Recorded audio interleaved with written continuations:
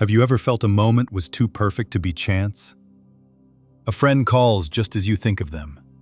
A number follows you for days. A phrase, a symbol, a song, it arrives exactly when you need it, and yet you're told it's nothing. Coincidence, random noise in a chaotic world, but deep down, something in you resists that explanation, because it isn't random. Coincidence is a story we were taught to keep us asleep, to stop us from noticing the deeper pattern. In truth, what we call coincidence is the universe, whispering through synchronicity. It's how life speaks when it wants you to pay attention. It's not superstition and it's not fantasy, it's language. A spiritual language, spoken in timing, patterns, and symbols. The question isn't whether the universe is speaking.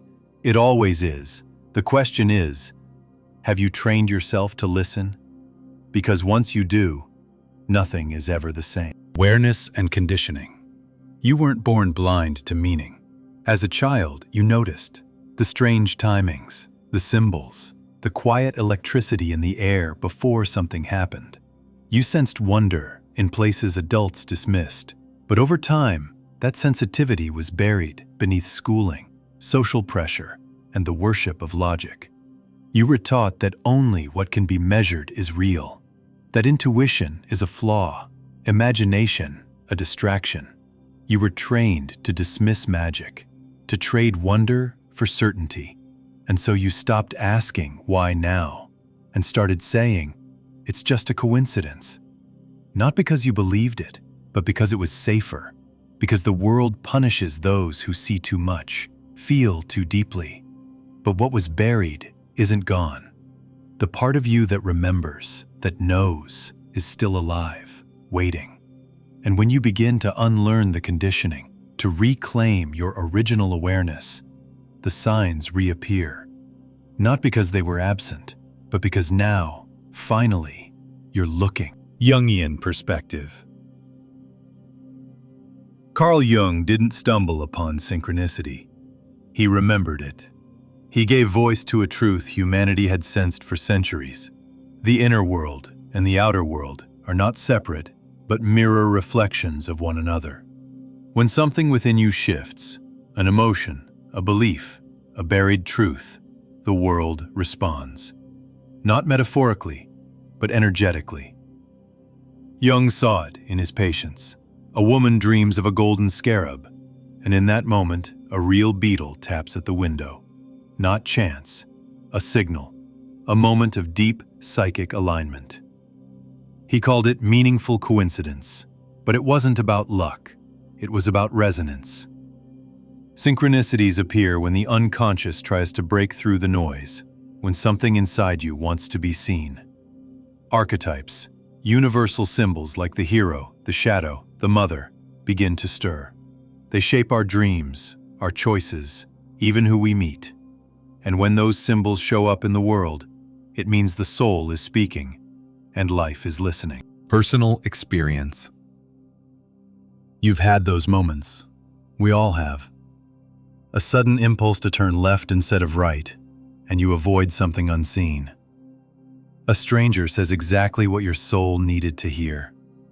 A book finds you, not the other way around. These aren't accidents.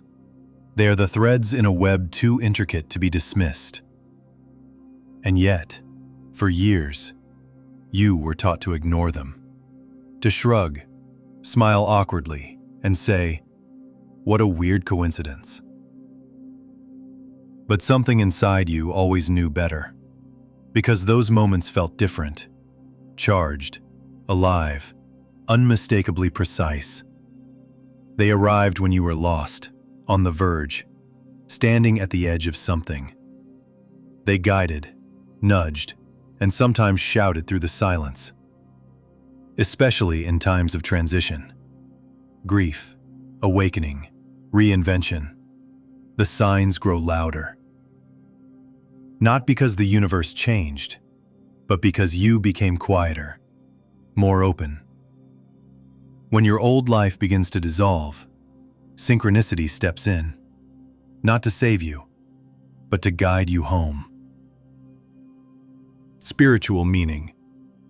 Synchronicity is not superstition, it is structure. A deeper architecture behind the visible, woven into the fabric of life. The universe is not indifferent, it is responsive, intelligent, and aware. It speaks in the only language that can reach past logic, resonance. When something aligns with your soul, you feel it. A phrase makes your heart race. A number brings inexplicable calm. A moment glows with a kind of secret knowing. These are not hallucinations, they are spiritual contact points. The soul recognizing itself in the world. Across traditions, this has always been known.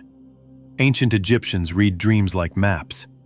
Indigenous peoples listen to animals and weather as teachers. In Hinduism, there is Kala, divine timing. The outer world mirrors the inner, not through cause and effect, but through meaning. Synchronicity is how the universe answers the question you haven't dared to ask out loud. Not with logic, but with precision. It doesn't prove, it confirms. It says, gently but clearly, you are not alone. Science and mysticism. For centuries, science and spirituality stood apart, one dealing in facts, the other in faith. But now, they begin to converge. Quantum physics whispers what mystics have long shouted: everything is connected.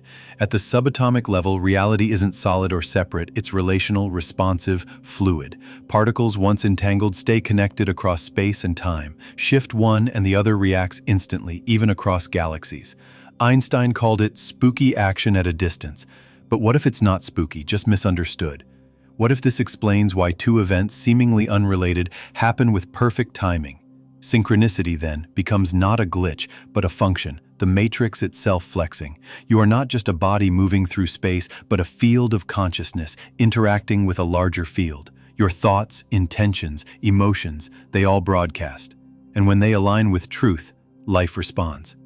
Physics now echoes what mystics always knew. Reality is not fixed, it's listening, and it's waiting for you to speak back. The scape inner alignment. Synchronicity doesn't come from outside. It starts within.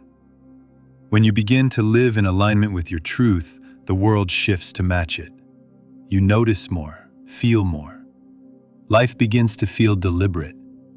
The people you meet, the words you hear, the choices you face, all carry a strange sense of timing. It's not because reality changed, it's because you did. You stopped swimming against your current. You stopped following scripts that never belonged to you. And as you softened into who you really are, the signs grew louder. They show up most during thresholds. When something is ending or something is beginning. When your routines feel like cages. When the familiar starts to crack. Synchronicity steps in to remind you you're evolving. These signs don't shout, they echo. They mirror your inner state, reflect your readiness, and confirm your path. When life feels strange, look closer. It may not be chaos, it may be the call of your soul. Practical invitation. You don't have to chase synchronicity, you have to notice it. It's already there, quietly threading through your daily life.